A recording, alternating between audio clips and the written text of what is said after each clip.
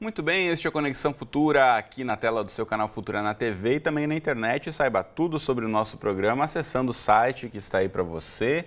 É o futura.org.br/Conexão Futura. Você encontra nossos destaques da semana, episódios mais recentes para você assistir quantas vezes quiser. Falamos aqui desde o futuro dos nossos jovens no Brasil, a formalização do seu negócio, até internet, diversidade, humor gráfico e muito mais. E aqui embaixo também tem os links para você acompanhar nossas novidades nas redes sociais. Bom, mas você aí já teve a sensação de sentir fome logo após ter feito uma refeição completa? Bom, comer demais de vez em quando é um problema que a maioria das pessoas enfrenta, né? Todo mundo tem o direito de exagerar de vez em quando, principalmente em ocasiões especiais, em viagens ou nos finais de semana. O problema é quando a pessoa se descontrola sempre que se encontra em frente à comida, mesmo sem fome. Esse pode ser um indício de um problema mais sério, que é a compulsão alimentar. E é sobre isso que a gente vai falar no programa de hoje. Então, para essa conversa, a gente recebe aqui no estúdio, ao meu lado, a Luciana Andrade de Oliveira. Ela é psicóloga, especialista em neuropsicologia. Tudo bem, Luciana? Bem-vinda. Tudo bem, muito obrigada. Obrigado pela participação conosco aqui no estúdio. E também conosco aqui está a Patrícia Bertoni Brotherhood, que é nutricionista. Bem-vinda, Patrícia. Tudo bem com você? Tudo bem, boa tarde. Obrigado pelo convite. Obrigado pela presença. E você em casa, e como sempre, também é nosso convidado para acompanhar nosso bate-papo e refletir aí sobre os seus hábitos alimentares. Pois é, a gente sabe aí, como eu disse, né, que não dá para ficar regrado, mesmo quem tem aquela dieta mais restrita aí, mais que tem que controlar tudo que come, acaba tendo um momento de deslize aqui, outro ali. Isso é normal, né? A gente não pode esperar que todo mundo coma sempre a mesma quantidade o tempo todo, né, Patrícia? Isso, a gente tem alterações hormonais, alterações de períodos da vida, né?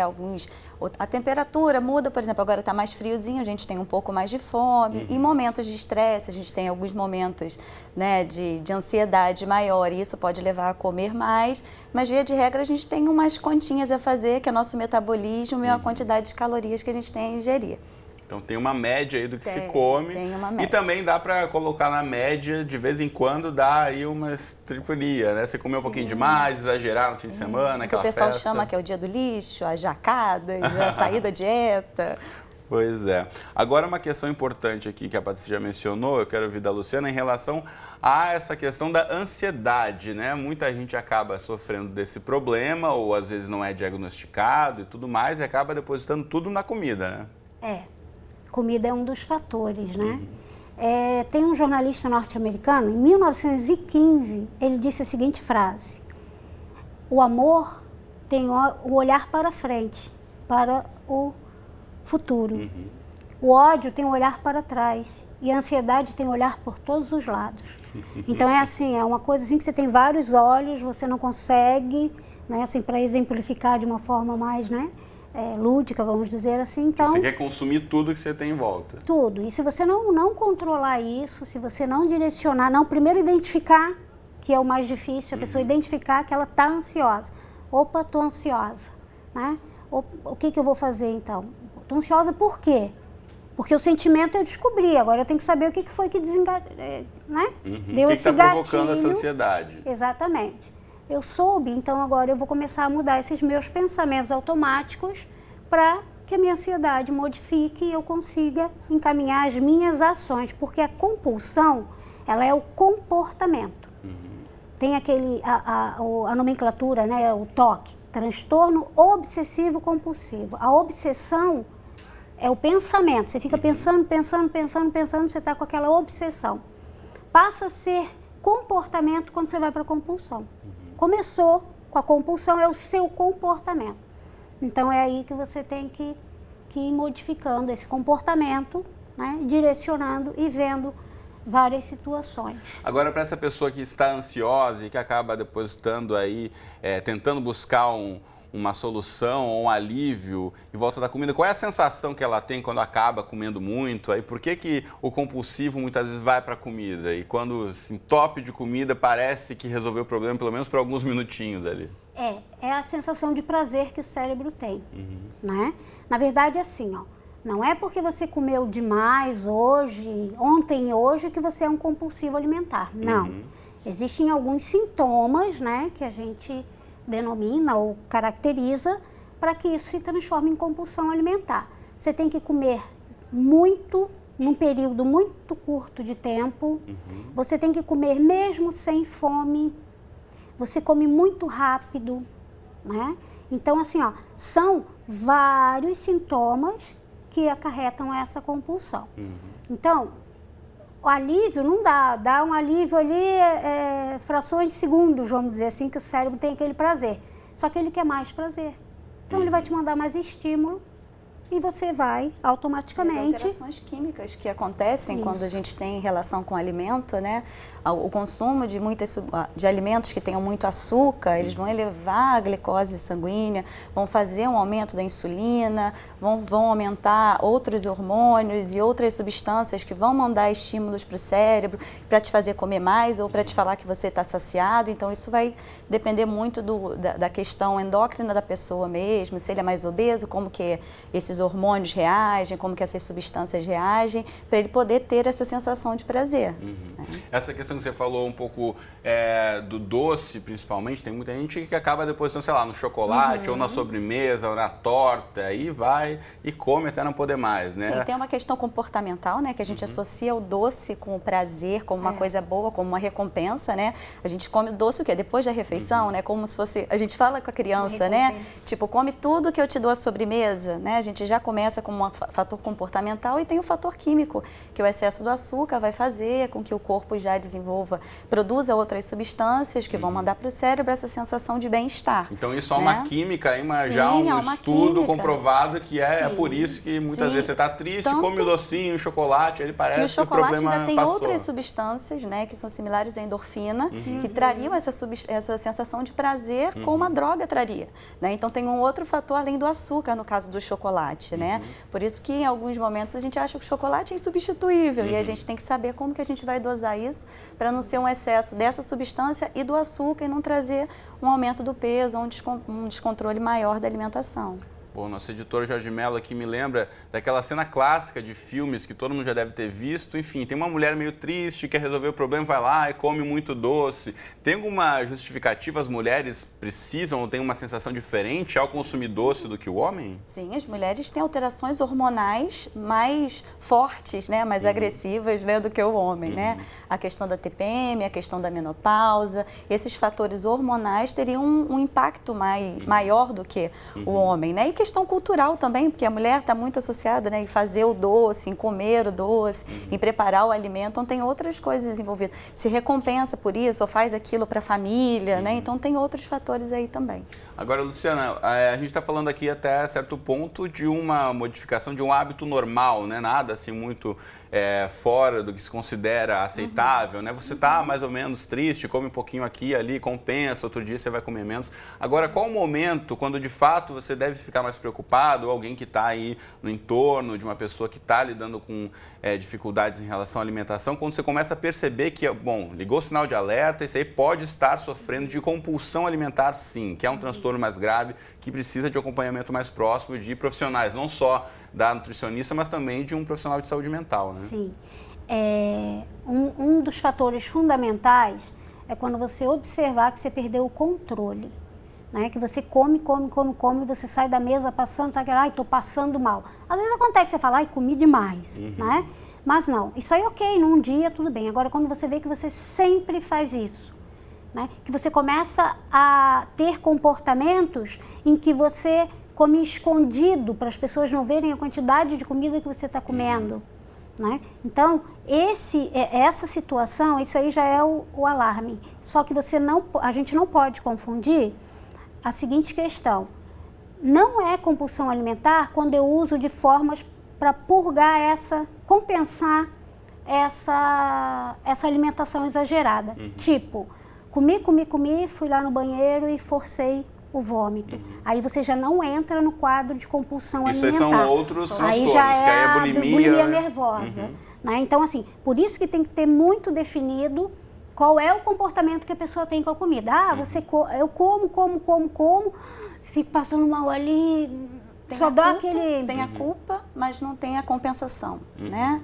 Ele entende que tem uma culpa, né? Que ele comeu demais, mas ele não tenta compensar isso de alguma forma. Não tenta nem tomando laxante, nem... Né, tentando nesse caso, correr já atrás do desenvolveria prejuízo. anorexia ou a bulimia. Isso, aí já seria outro transtorno. Né? E a compulsão, ela é muito comum, né? Infelizmente, vamos dizer assim, ela é muito comum, porque as pessoas, tô passando por uma situação, uma dificuldade, aí ela acaba desencadeando esse comportamento. Aí dentro do que a Patrícia falou, é muito importante observar tudo, porque não é só a questão química. Quando você estava com a falta de alguma química no seu corpo, você adquiriu comportamentos. Você pode ir no psiquiatra, repor essa medicação, psiquiatra, endócrino, né?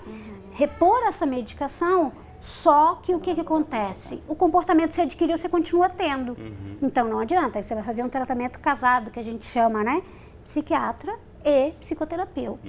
Porque você vai, com a psicoterapia, você vai modificar comportamentos que você adquiriu e que por uma forma ou outra você continua tendo, mesmo que a química está sanada, mas você continua, nem tô com fome, nem, sabe? Mas vou lá, tem a mania de todo dia, sei lá, 3 horas da tarde, comer um monte de coisa, em todo dia 3 horas da tarde, o relógio, eu olho pro relógio certinho, deu 3 horas, opa, tá na hora de comer. Ou seja, você não está com fome, você não tem, na verdade, uma necessidade fisiológica de ingerir nenhum alimento, você está com um hábito, com a mania, com essa rotina, muitas vezes, que vai ser danosa aí para a sua saúde e para a sua dieta como um todo. Né? E quando você também não cuida disso, você pode migrar esse comportamento doentio, né, da compulsão. Ele pode passar por uma anorexia, ele pode, em algum momento, ir para uma coisa exacerbada de preocupação. A gente vê muito no consultório pessoas que são muito preocupadas com a alimentação a ponto de não comer nem fora de casa, né? Porque não sabe como o alimento foi preparado. Então são também outras doenças novas, comportamentais. Também é outro extremo, mas que a gente tem percebido muito, né? Com essas linhas todas de alimentos, que claro que existem grupos de pessoas com restrições alimentares, mas digamos que está na moda, né? O alimento sem lactose, no alimento sem ter glúten, a lactose, por exemplo. E mesmo quem não precisa ter essa restrição, às vezes acaba aderindo a esse tipo de dieta. Pode ser benéfico, pode trazer prejuízos. Como é que vocês avaliam isso? Caso a caso. Só avaliando caso a caso, né? É preciso fazer exame, avaliar, fazer às vezes dieta de exclusão, entender se aquilo faz bem ou mal para o paciente, entender a questão hormonal também. Então tem testes, tem exames que a gente pode fazer que vão ajudar no diagnóstico para o tratamento, né?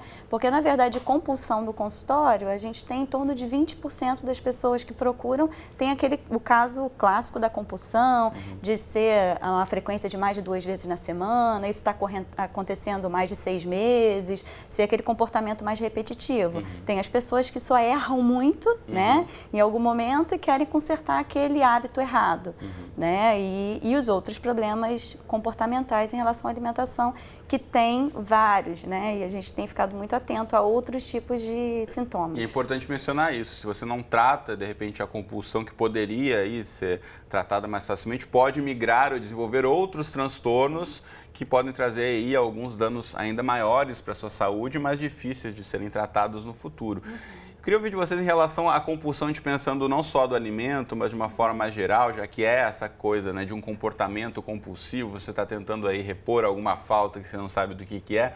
Pode migrar também do alimento para o uso de outras substâncias, ou bebida, ou drogas ilícitas, ou cigarro, ou seja o que for. Como é que você vê essa questão de tentar compensar com outras coisas, Luciana? Sim, pode sim. Existem casos de pessoas obesas, né, que fazem a redução do estômago e ela tem uma limitação ali. Então, ela não tratou a compulsão. Eu tenho um caso desse, né, que a pessoa tinha 80 quilos. Foi atrás para fazer a redução, porque estava acima do peso, realmente estava 20 e poucos quilos acima do peso. Foi atrás do plano de saúde, mas o plano de saúde falou que ainda não cobria, porque ainda não estava no índice que eles liberavam e tal.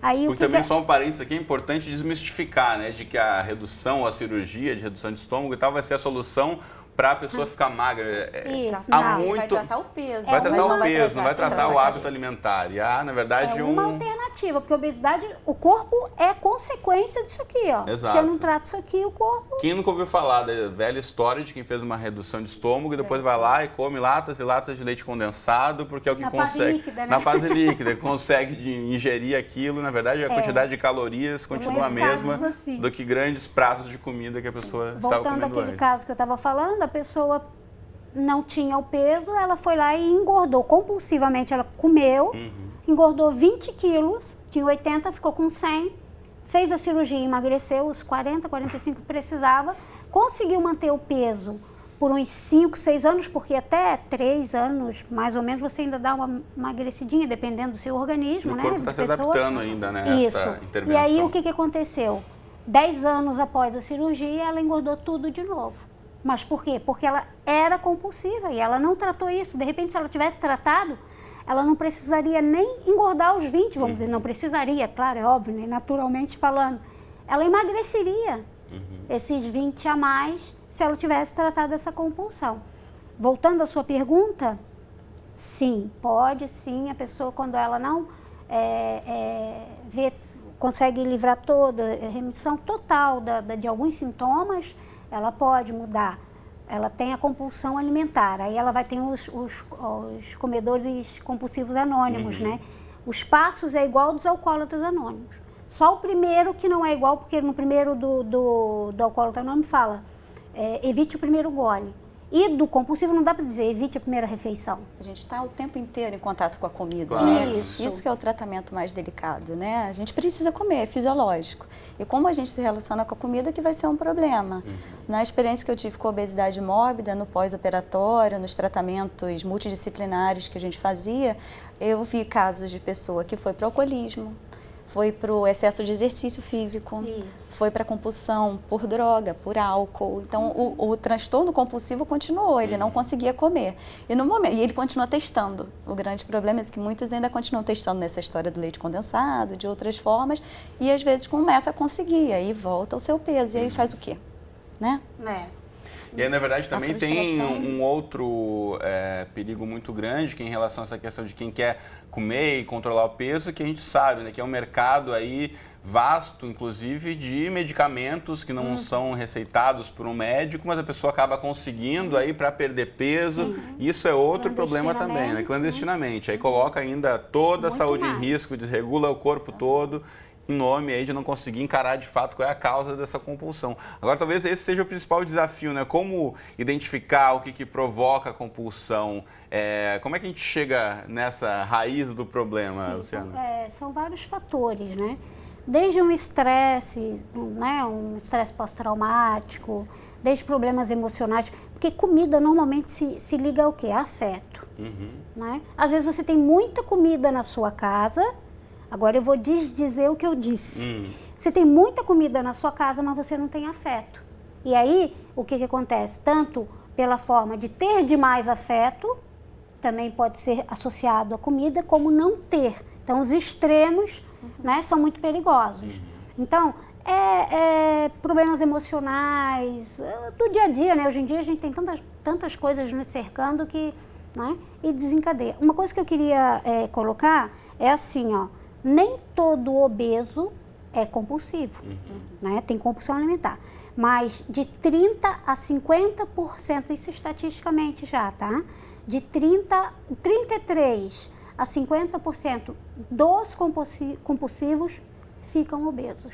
Né? Então, é uma estatística que já vem buscando aqui no Brasil e nos outros países também, e que é muito forte. E que a gente sabe já, e segundo os próprios dados do IBGE e do Ministério da Saúde, que mais da metade da nossa população está acima do peso, então a gente está encaminhando aí para uma série de outros problemas que podem vir nas próximas gerações de pessoas com sobrepeso e que também não sabem muito bem o porquê essa questão do excesso de alimento muitas vezes, ou alimento compensando o afeto em casa, aí vai nos detalhes, nos pormenores das relações familiares. Agora, Patrícia, uma questão que você mencionou, acho importante a gente falar aqui também, enfim, se formos tratar de outras compulsões, o cara até consegue, mudando os hábitos e tal, vai parar de frequentar o círculo de amizades onde se bebe demais, onde se fuma, onde se faz o que for. Agora, a comida faz parte do nosso dia a dia, você não sobrevive sem a comida. Você vai estar numa festa, vai ter muitas vezes um banquete, um buffet. Como a pessoa pode tentar aos poucos aí incorporar, de repente, uma mudança de comportamento para evitar chegar a um caso extremo, né? Tem um prato cheio de docinhos, não preciso consumir o prato inteiro, um me satisfaz.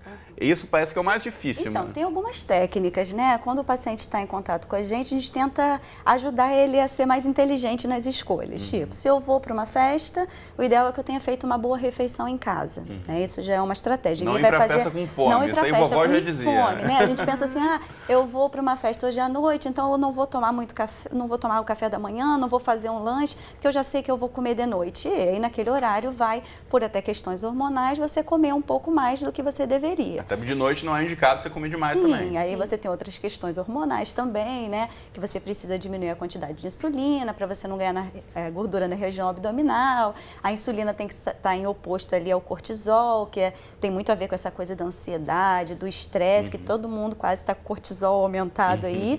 E como você também tinha falado, muitos remédios as pessoas têm tomado, substâncias que não são lícitas no Brasil e as pessoas têm trazido de fora algumas substâncias para ajudar nessa questão, para diminuir o cortisol, em vez de tentar com a alimentação e com os fatores de estresse. E aí a gente tem que pensar as estratégias que a gente tem para diminuir. Então, tentar comer devagar, sair de casa já tendo comido direitinho, feito uma boa refeição, pensar que você não vai ficar com fome na próxima refeição, você pode chegar em casa depois e comer também, né? Tentar fazer substituições também menos calóricas, né? Então o nutricionista ajuda nisso.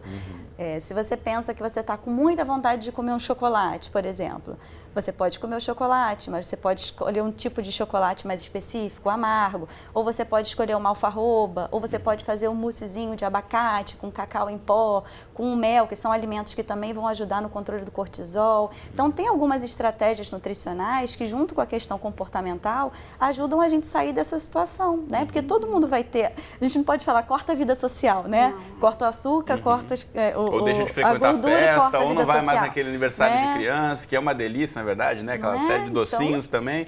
Mas também pensar que não vai ser a última festa, né? Você não precisa comer tudo de uma vez só. Todos os doces nesse dia. Então, isso é uma questão de aprendizado, de treino, né, de costume, de hábito. Então, assim, se a gente vai para um supermercado, por exemplo, fazer compra com fome, a gente compra coisas que a gente não estaria habituado a comprar. Né? Então, isso tudo é estratégia. Né? Quem nunca, né? Então, o carrinho já vai diferente do normal da semana. Então, eu acho que os hábitos que a gente precisa mudar, as estratégias que a gente toma, né, e as escolhas para o planejamento acontecer direitinho. Muito bem. A gente podia seguir aqui à tarde conversando, mas nosso reloginho me conta ali que eu preciso encerrar. Eu sei que tem um e-mail que a Luciana pode passar para você de casa que tem dúvidas, quer conversar com ela diretamente, pode mandar o e-mail. Se tiver alguma dúvida, quiser fazer alguma pergunta, pode mandar o e-mail para luluzinhasc@gmail.com. Só o endereço que está na tela, você pode anotar e mandar a sua mensagem diretamente para a Luciana e ter as orientações dela. E também Patrícia tem um perfil na rede social, no Instagram, que você pode entrar em contato com ela a partir dessa rede, que é o Nutri Patrícia Bertoni. Aqui tem contatos também, tem telefone, você pode mandar uma mensagem e ser um dos seguidores aqui. Inclusive acompanhar aí algumas belas receitas saudáveis, né? Importante aqui ficar inspirado para mudar os seus hábitos alimentares também. E como dissemos aqui, você não vai deixar de se alimentar, também fazer parte de uma refeição e confraternizar com os amigos é importantíssimo. Não é acabar com nada disso, é só ter moderação, né?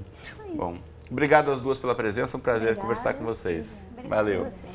Você de casa, obrigado pela companhia, não exagere na comida e a gente se encontra aqui então de segunda a sexta na tela do Futura ou a qualquer hora do dia e da noite no nosso site, o endereço está aqui embaixo. Um abraço e até a próxima.